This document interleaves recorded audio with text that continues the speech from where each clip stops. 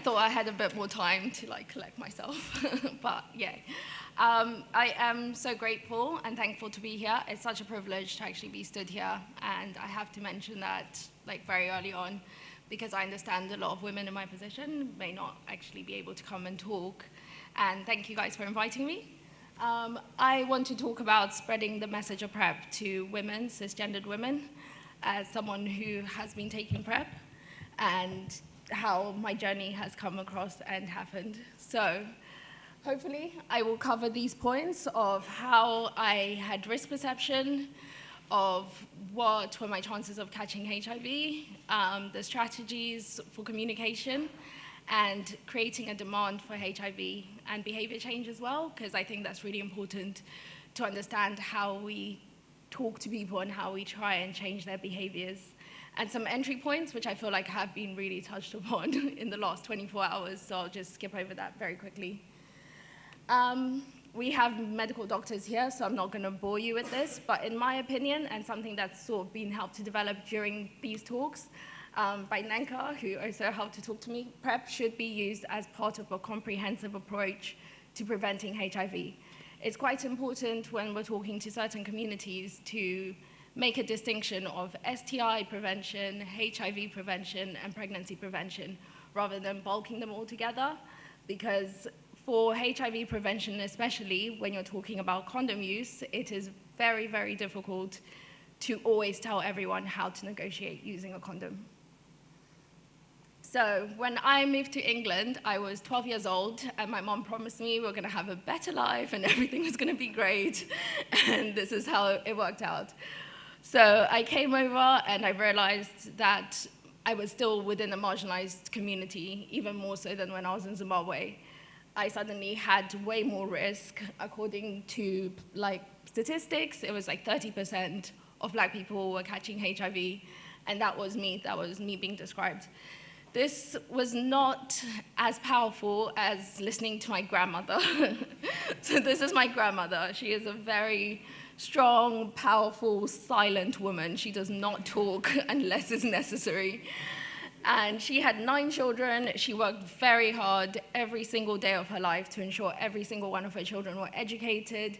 She told all the girls, no one can be married until you finish school. In a country where the average age of marriage is about 16, that is a very powerful thing to do, and it changed my entire family's trajectory and where everyone ended up.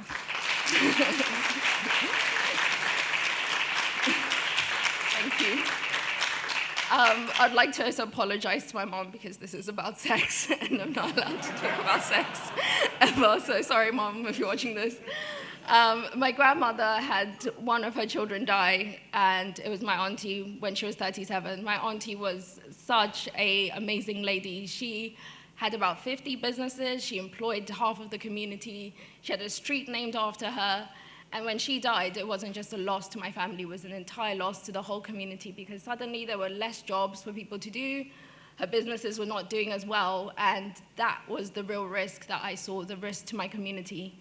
And I've learned since then that I think we did a KP study, which outreach study in sub-Saharan Africa, and the results that came from that were communal values are much, much more important than individualistic values within certain communities. I don't speak for myself, I speak for my family. I don't stand here as me, I stand for every single person who's ever looked after me and cares for me. And when we're talking about the messaging of PrEP, we need to talk about the story of communities and communal values to people, not just this is your right, this is our right, this is how you protect your communities. So when I heard about PrEP, it was actually whilst I was studying in America, and I was studying in the University of Miami. The president for that was Shalala. I don't know if anyone knows her. She used to be Clinton's health secretary, so her big pressure was on preventing diseases, part of the privilege that I've been presented in life. The traditional methods of how you get the disease were all messaged to me from a very young age through posters in Zimbabwe, and I knew all of this. The fear of the disease had been drilled into me from such a young age that it was just something that I can't say everyone has been exposed to, but I was. And increasing perception of personal vulnerability. Again, this was continuously said to me over and over again by my parents. Oh, you're moving to this country. Do you know what the HIV rates are? Oh, you're dating this person. Have you got them tested? These conversations were just constant every single time. But what really makes a difference, I believe, is the belief that your health is in your own hands, this self-efficacy, and how you develop that self-efficacy in altering people's health habits. So the people who've helped me to develop self-efficacy were first my clinic. I went sexual health testing every 6 months because I was so scared into it that even using condoms, I'll still go to my clinic, which I think is very different from a lot of other girls and a lot of other people. And during my screenings, my nurse would talk to me for the moment she heard I was from Zimbabwe, she would take pleasure in doing all the tests, every single one. Like, oh my God, you came from an African country? That's okay, let's just bring out some people, let's bring out some students. Let's get everyone here to talk to you. So it was helpful for me and my journey to always have so much input every single time I visited. And the amount of attention they gave me was, again, really nice.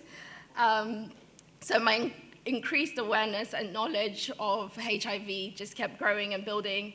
And I went to study biology and global health, so that even helped me paint a picture of what exactly was happening.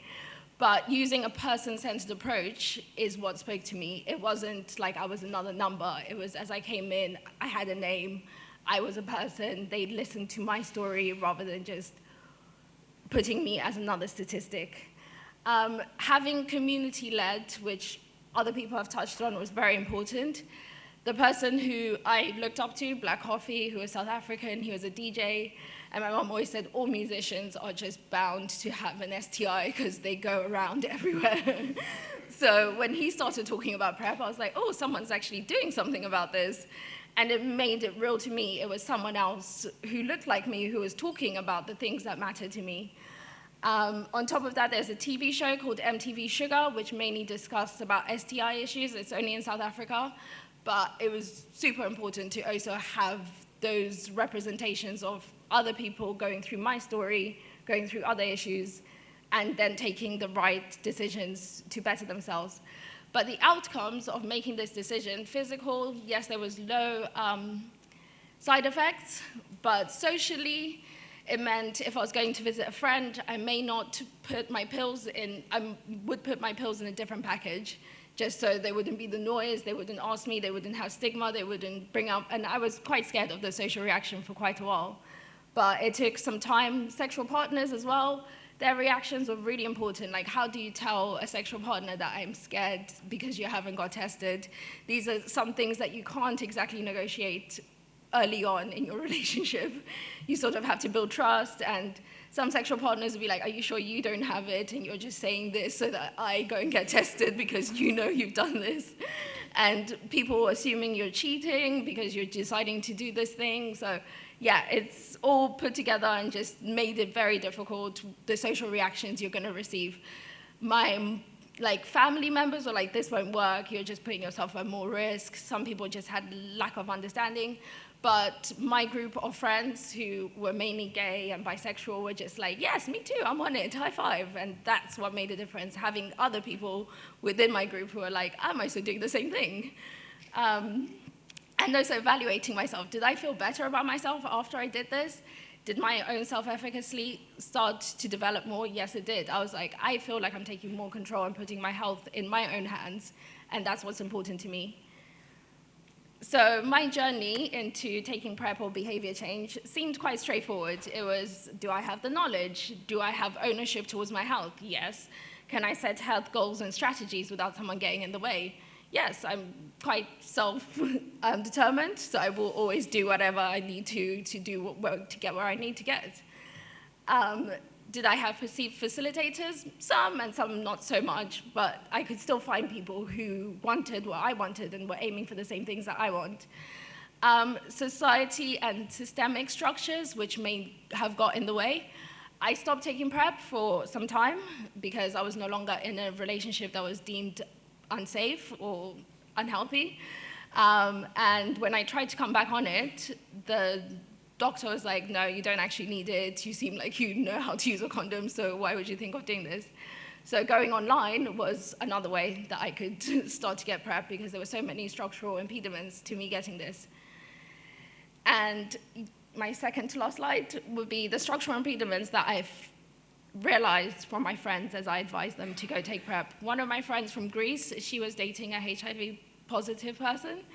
And during this time, she didn't know until about 7 months, he did not disclose himself. When she told me, she was like, we have been having unprotected sex. I don't know what to do. And I was like, oh, well, if you know you're HIV negative, then the best way you can protect yourself is by going to get PrEP. She went to the Greek hospital. They told her it was not available. So there was just no way for her to be able to even do anything about it. I spoke to my friend in England, who is a transgender female, and she went to the doctor and was like, I need to take PrEP. I need to start this. And they were like, the trial is actually full now. You will need to either buy privately or go somewhere else. I spoke to my cousins, and they were like, they're in like transactional relationships as well. So for them, it was like, I'm not sure that my sugar daddy is going to agree to me going on a pill of some sort. He has say in what I do. I spoke to some other friends who also all had their own structural impediments, which stopped them from doing it. So within my close friend group, I ended up being the one who's just continuously pushing people to do stuff which they can't physically do. And then I started to recognize my own power and privilege, which really, I kind of want to stress this point. I cannot speak for every single Black girl. I cannot speak for every single cisgendered woman. Every single person has their own impediments within their life, and it's really important to understand what those are. I have been in such a position of power and privilege and just been placed in so much of the right places at the right time to be allowed to even stand here to say any of this stuff. So I am very grateful and thankful for this. I, again, won't go too deep into my entry points because they have been touched upon so much. And I work for an innovation foundation now, and they were like, you need to tell them all the innovative ways that you can do this. So this is them if anyone's interested, but everyone is already doing all of these things. So yeah, that's fine. Thank you guys for listening to me.